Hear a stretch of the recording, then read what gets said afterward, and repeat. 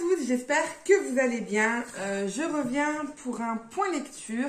J'ai 4 livres à vous présenter et aucune déception. Donc on va y aller tout de suite. Tout d'abord, j'ai écouté Le bonheur n'a pas de ride de Anne-Gaëlle Huon aux éditions Le Livre de Poche. J'ai ce roman depuis 2019. Mon mari me l'avait offert parce que je le voulais absolument. Et au final, je ne l'avais jamais lu. Et là, quand j'ai pu avoir l'occasion de l'écouter, je l'ai écouté. En fait, j'ai lu, et je vous en parlerai lors d'un prochain book haul, Les Demoiselles du même auteur que j'ai, de la même autrice, pardon, que j'ai beaucoup aimé. Et donc, j'ai voulu continuer avec ce roman. Et j'ai bien aimé, mais c'est vrai que le début m'a paru un petit peu long. Donc pour l'histoire en 3 mots, c'est l'histoire de Paulette, qui est une amie de... je ne sais pas, elle a plus de 80 ans. Et en fait, elle rêve d'aller en maison de retraite dans le sud, dans un truc super luxueux. Et au final, sa belle-fille, qui est une vraie peste, va réussir à la mettre dans une auberge où il y a d'autres personnes. C'est pas du tout une maison de retraite. Et donc, elle va vraiment être très désagréable avec ces personnes. Et au final, sa curiosité va être mise à rude épreuve, on va dire. Parce que chacun des résidents ont un petit secret et donc on découvre au fil des pages ce qu'ils cachent et tout. Et c'est vraiment très sympa. C'était, voilà, comme je vous ai dit, du moment où elle arrive à l'auberge, je trouve que c'est encore long. Les 100 premières pages pour moi sont vraiment longues. Je regarde quand même à la 100e page. Où est-ce qu'on en est ? Oui, je pense qu'à partir de la 100e page, ça commence à devenir vraiment intéressant et sympa. Et au final, j'ai passé un très bon moment de lecture. Mais je pense que Paulette ne m'a pas forcément... Voilà, je sais qu'il y en a beaucoup qui sont attachés à elle. Moi, je l'ai beaucoup aimée, mais j'ai appris à l'aimer vers la fin, où j'ai trouvé que c'était en fait une mamie toute gentille, toute douce. Et la vie n'avait pas été super sympa avec elle, tout comme d'autres personnes. Et j'ai trouvé que la fin était vraiment belle, vraiment mignonne.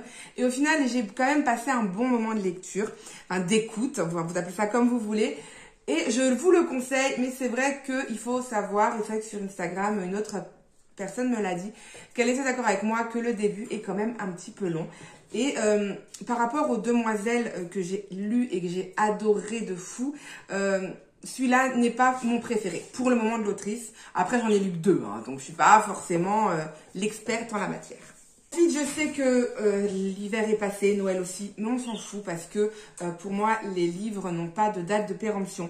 Donc, vous pouvez les acheter maintenant pour les lire cet hiver, vous pouvez les lire encore maintenant. Vous faites comme vous voulez. Ensuite, donc, j'ai lu Les Personnages s'éveillent sous les flocons de Sophie Jomain. J'ai adoré son roman, comme à peu près tous ceux qu'elle fait. Cette fois-ci, donc en fait, nous allons au refuge du personnage faire la rencontre de Lia et son père qui tiennent un refuge avec les reines. Et elle a un petit garçon, je ne sais plus son prénom, qui lui en fait a eu des gros soucis à la naissance, dans le sens où ils n'ont pas remarqué que son visage était complètement déformé. Et dans le livre, les enfants l'appellent un peu Quasimodo, il en souffre, il va pas à l'école. Et en fait, c'est un enfant vraiment attendrissant qui est rejeté par les autres, mais qui est pourtant rempli d'amour. Et en fait, il va y avoir Nicolas Klaus qui va débarquer dans ce refuge parce que ces reines ont exigé de partir en vacances avant Noël. Donc vous aurez bien compris que Nicolas Klaus est le Père Noël. Et en fait, donc il rentre dans l'histoire, c'est vraiment, ça donne ce petit côté fantastique, féerique, doux. Et en même temps, il y a Baron, voilà, qui arrive aussi parce que dans ce refuge, ils font également en chambre d'hôte, qui arrive, lui, en fait, en toute discrétion, il vient pour vérifier que les reines sont bien élevées afin de pouvoir les acheter pour les mettre sur sa carte, car c'est un très grand chef cuistot étoilé. Et donc, en fait, il y a toutes ces petites personnes qui vivent au sein du refuge du personnage. Et on va suivre un peu toutes les histoires de chacun. Et c'est drôle, c'est touchant, c'est émouvant, c'est rempli de sujets d'actualité, de petites vérités. Et voilà, encore une fois, Sophie Jomain a su glisser avec subtilité les sujets d'actualité, par exemple sur le handicap, sur le harcèlement, On parle un peu, très légèrement, du végétarisme, je sais pas si ça se dit. Ça c'est vraiment très très léger. Et il y a Nicolas Klaus qui est au milieu de tout ça. Et bien évidemment, il y a de l'amitié, il y a de l'amour familial. Enfin, c'est beau, c'est sympa. Moi, j'ai passé un très bon moment de lecture. Et voilà, je l'ai lu après Noël et c'est pas pour autant que j'ai pas apprécié, quoi. Voilà. Pourtant, je suis assez psychorigide là-dessus. Ensuite, celui-là, je l'ai lu à la période de Noël. C'est 12 chiens pour Noël de Lizzie Shane aux éditions L'Archipel. Donc pareil, hein, la date de péremption n'est pas dépassée. Vous pouvez clairement le chercher pour l'année prochaine ou pour maintenant. C'est vous qui voyez. Donc là, on est en période de Noël. On est, je crois, début novembre, dès qu'on commence. Et en fait, Ali est une jeune femme qui vient aider ses grands-parents qui tiennent un refuge. Et quand elle arrive, donc elle les aide depuis quelques temps, elle habitait New York, mais elle avait besoin de repos et de voir ailleurs, en fait. Et en fait, elle va recevoir un courrier pour dire que les subventions de la mairie ne peuvent plus être attribuées au refuge qui existe depuis une trentaine d'années, voire plus, je crois. Parce qu'en fait, le toit de l'école a été détruit et donc la subvention va sur ce toit de l'école. Et donc, ils vont devoir fermer le refuge. Ali, elle, est désemparée et elle va détester clairement Ben, qui est le conseiller municipal qui a voté, en fait. C'était il y avait, je sais plus, on va dire 10 voix pour, 10 voix contre. Et lui, il était pour qu'on ferme le refuge. Donc, en fait, la faute pour lui, pour Ben, lui revient à lui. Et en fait, on l'appelle un peu le grunge de Noël parce qu'il aime pas du tout Noël.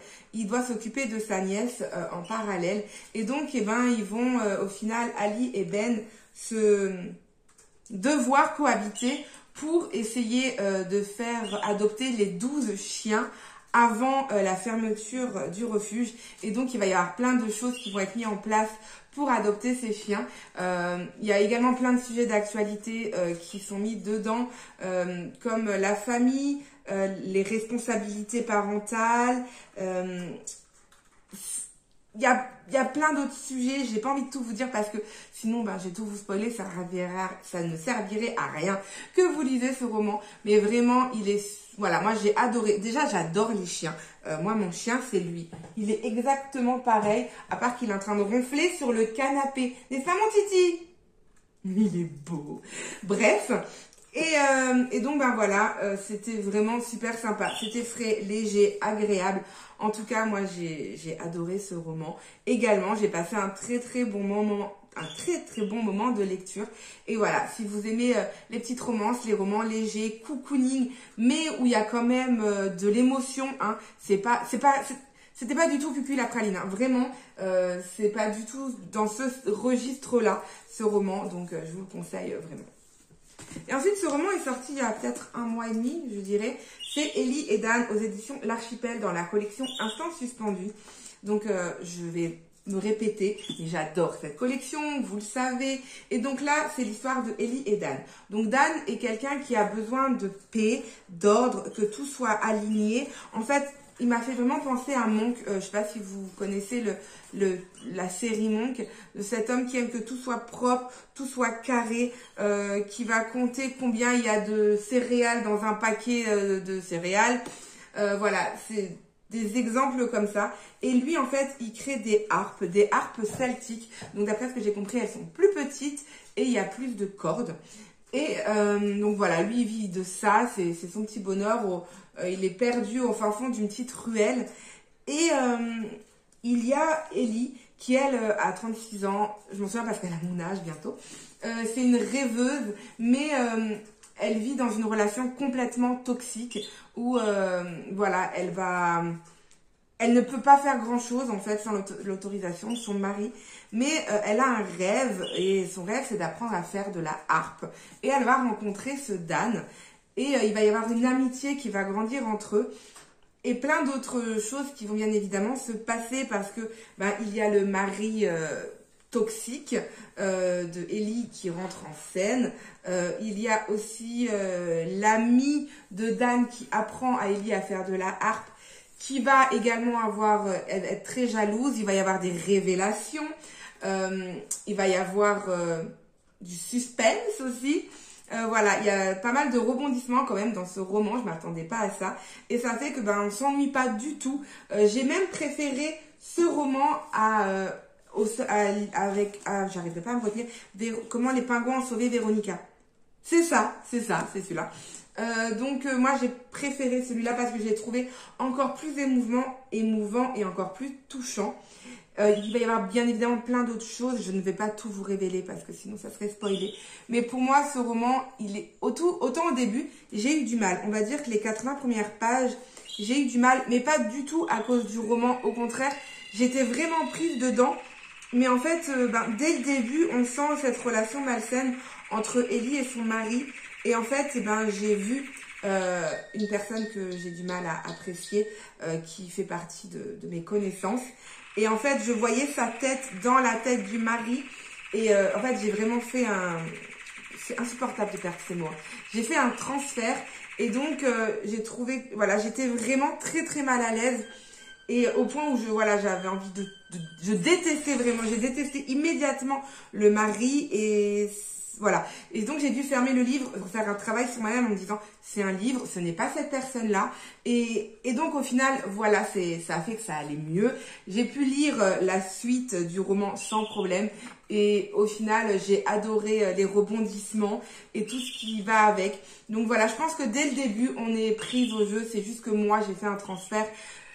Mais vous n'allez certainement pas le faire. Vous connaissez pas cette même personne, j'imagine. Et donc au final, voilà, j'ai beaucoup apprécié cette lecture. C'était encore une fois, comme je vous l'ai dit, doux, émouvant. Si vous ne connaissez pas la collection des instants suspendus, je vous invite vraiment à la découvrir. Sur mon Instagram et sur mon TikTok, j'ai mis mes lectures favorites des collections L'Archipel et Instants Suspendus de l'année 2022. Donc si vous ne savez pas par lequel commencer, vous trouverez sur ces deux plateformes une sélection, en tout cas des livres que moi j'ai vraiment appréciés. Et celui-là vraiment est vraiment super sympa également. Donc voilà, je pense que j'ai assez blablaté. Je vous ai présenté quand même 4 romans. C'est vrai que j'ai oublié en commençant cette vidéo, j'ai oublié que j'avais 2 livres audio que j'avais écoutés mais que j'avais pas sous la main et donc que je ne vous ai pas présenté. Donc lors de mon prochain point lecture, je vous présenterai les 2 livres audio que j'ai écoutés. Donc c'est le dernier roman de Marc Lévy et le roman Les Demoiselles de Anne-Gaëlle Lyon. Et ensuite, j'ai encore un autre... j'ai encore de quoi faire pour un prochain point lecture. Ne vous inquiétez pas pour ça.